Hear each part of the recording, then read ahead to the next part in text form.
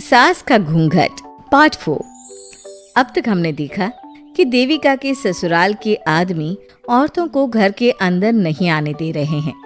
देविका उन्हें पुलिस में जाने की धमकी देती है, जिससे पूरे गांव में अफरा तफरी मच जाती है। तभी गांव का एक आदमी सरपंच को बुलाकर ले आता है। सरपंच उनके घर के बाहर का नजारा देखकर कहते हैं, जोगिंदर जी, ये आपके घर की औरतों ने कैसा हंगामा मचा रखा है। आपका घर तो संस्कारों की मिसाल था, लेकिन ये मैं क्या देख रहा हूँ, आपके घर की किसी औरत ने घूंघट नहीं कर रखा। सरपंच जी, हमारे घर की औरतों को इस देविका ने बहकाया है। हमने पहले ही इन सबको चेतावनी दी थी कि अगर ये घर से बाहर गई तो हम इन्हें घर में नहीं आने देंगे। अब ये देविका हमें धमकी दे रही है कि पुलिस को बुलाएगी। क्या पुलिस? इस गांव का बरसों पुराना इतिहास रहा है। इस गांव में कभी पुलिस नहीं आई। गांव के सभी फैसले हमने मिलजुल कर किए हैं। जोगिंदर, तुम्हारे घर का फैसला पंचायत करेगी। सरपंच जी, आपने ठीक कहा। पंचायत दोनों तरफ की बातें सुने और जो भी फैसला पंचायत करेगी वो हमें मंजूर होगा। तो ठीक है, आज दोपहर को सभी गांव की चौपाल पर इकट्ठा होंगे और वहीं तुम्हारे घर का फैसला होगा। सरपंच वहां से चला जाता है। घर के आदमी घर के अंदर जाकर दरवाजा बंद कर लेते हैं और घर की औरतें वहीं घर के बाहर पेड़ के नीचे बैठ जाती हैं। तभी विमला कहती है, देविका बहू, तुम्हें भूख लगी होगी ना? नहीं माँ जी, मुझे भूख नहीं लगी, मैं ठीक हूँ। बहू, तेरा बच्चा छोटा है अभी, तुझे भूखा नहीं रहना चाहिए। वीना, सुजाता, जाओ पास में जो पंडित जी का बाग है ना, वहाँ से कुछ फल तोड़ लाओ। वीना और सुजाता पास के बगीचे से खूब सारे फल तोड़ कर ले आती हैं। सभी औरतें फल खाती हैं। तभी देविका कहती है, आप सब घर से बाहर निकली, घूंघट उतार दिया तो इन मर्दों की इज्जत चली गई, लेकिन हम सब घर के बाहर भूखे प्यासे बैठे हैं। इस बात पर इन अहंकारी मर्दों को शर्म क्यों नहीं आ रही? हाँ देविका, तुम ठीक कह रही हो। अगर हम मर भी जाए ना, तब भी इन मर्दों के लिए इनके बनाए गए नियम कानून ही अहम रहेंगे, हम नहीं। सुजाता भाभी, मुझे तो सबसे ज्यादा सचिन पर गुस्सा आ रहा है।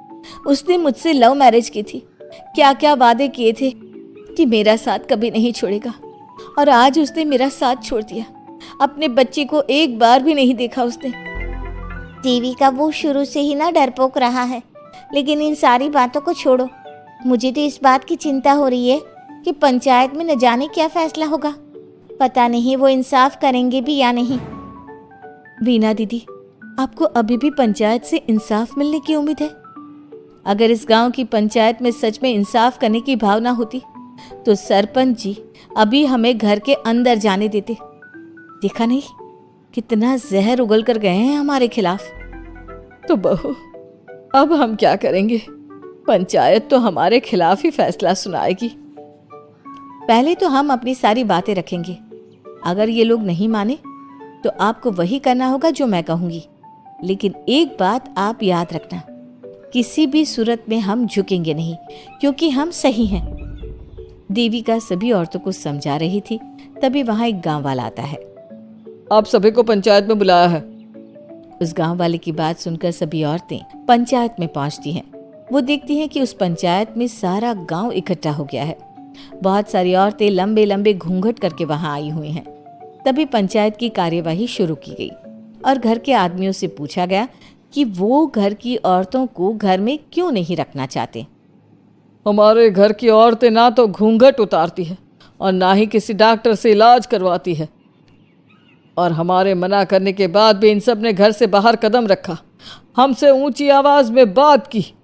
हमने इन सबको चेतावनी भी दी, लेकिन इन्होंने हमारी बात नहीं सुनी। अब ये सभी औरतें हमारे घर में नहीं रह सकती। अब औरतें अपना पक्ष रखें। ये कानून की किस किताब में लिखा है कि औरतों को घूंघट करना चाहिए? और अगर मेरे ससुराल की औरतें मुझे डॉक्टर के पास ना लेकर जाती तो ना मेरा बच्चा जिंदा बचता और ना ही मैं। लेकिन दाई अम्मा से हम इलाज करवा रहे थे ना। दाई अम्मा को कुछ समझ में नहीं आ रहा था। देविका का इलाज दाई अम्मा के बस की बात नहीं थी। काफी देर तक दोनों पक्षों में बहस चलती रही। दोनों एक दूसरे पर आरोप प्रत्यारोप लगाते रहे, लेकिन दोनों पक्षों की बात सुनने के बाद पंचायत ने जो फैसला लिया उसके लिए तो देविका पहले से ही तैयार थी।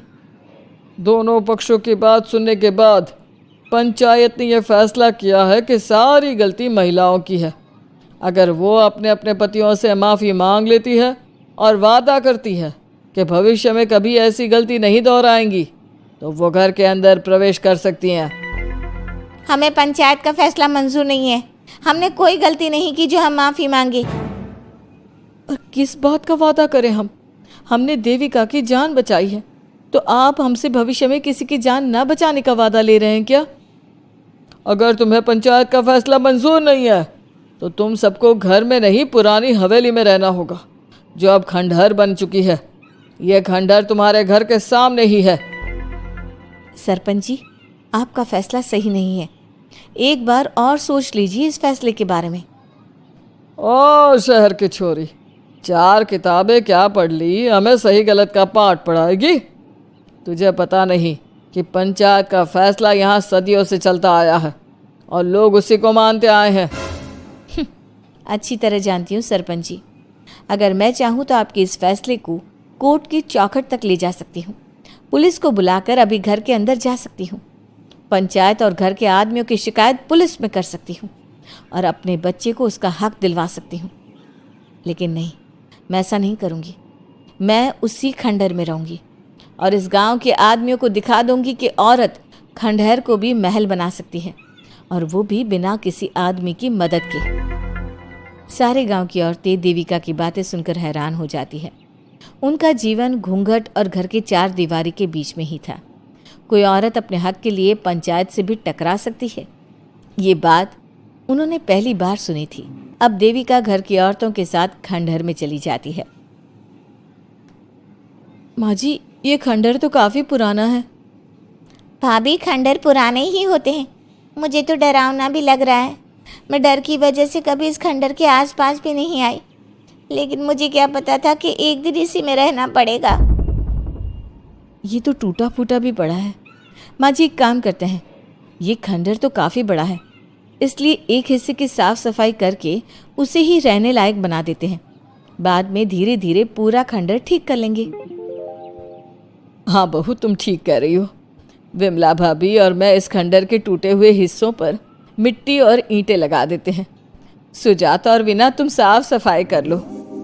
सभी औरतें मिलकर खंडहर के एक हिस्से को सुधारना शुरू कर देती है और काफ़ी देर तक मेहनत करने के बाद वो उस हिस्से को काफ़ी हद तक अच्छा कर लेती हैं। और इसी तरह रात हो जाती है। सभी औरतें बैठकर बात करती है। माँ, हमने इस खंडहर को घर तो बना दिया है, लेकिन ये घर चलेगा कैसे? हाँ माँ जी, मैं भी यही सोच रही हूँ। और हम सब तो बड़े हैं, गर्मी सर्दी भूख कुछ भी आसानी से बर्दाश्त कर सकते हैं, लेकिन देविका का बेटा बहुत छोटा है, उसे तो हमें अच्छी तरह से पालना होगा ना। मैं भी यही सोच रही हूँ कि आगे हमें क्या करना चाहिए। कम्मू और मैं मिलकर मिट्टी का चूल्हा और मिट्टी के बर्तन बना देते हैं। कुछ दिन के लिए खाने का इंतज़ाम भी हो जाएगा, क्योंकि यहाँ पर खेत और बाग बगीचे आसपास ही हैं, कहीं से कुछ भी ले सकते हैं। पहले आप मुझे ये बताइए कि आप सब लोगों को आता क्या है?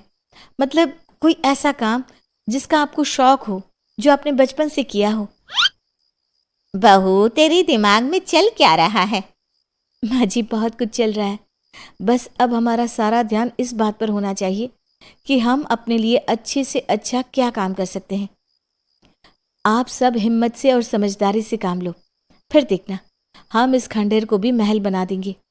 इसके लिए सबसे पहले हमें आत्मनिर्भर बनना होगा। देविका सभी को समझा रही थी, तभी उसका बेटा रोने लगा। उसने अपने बेटे को गोद में उठाया और उसे चुप कराने लगी। अब देविका के सामने सबसे बड़ी चुनौती थी कि वो किस तरह से ससुराल की औरतों को आत्मनिर्भर बनाए और किस तरह से अपना घर चलाए। हमारे प्यारे दर्शकों, अब आप बताइए, देविका और घर की सभी औरतों ने अपने पतियों से माफ़ी ना मांगकर सही किया या गलत? क्या उनका खंडहर में रहने का फैसला सही था? अब देविका को क्या कदम उठाना चाहिए, हमें कमेंट में ज़रूर बताना। हमारी कहानी को लाइक, शेयर और चैनल को सब्सक्राइब करना मत भूलना।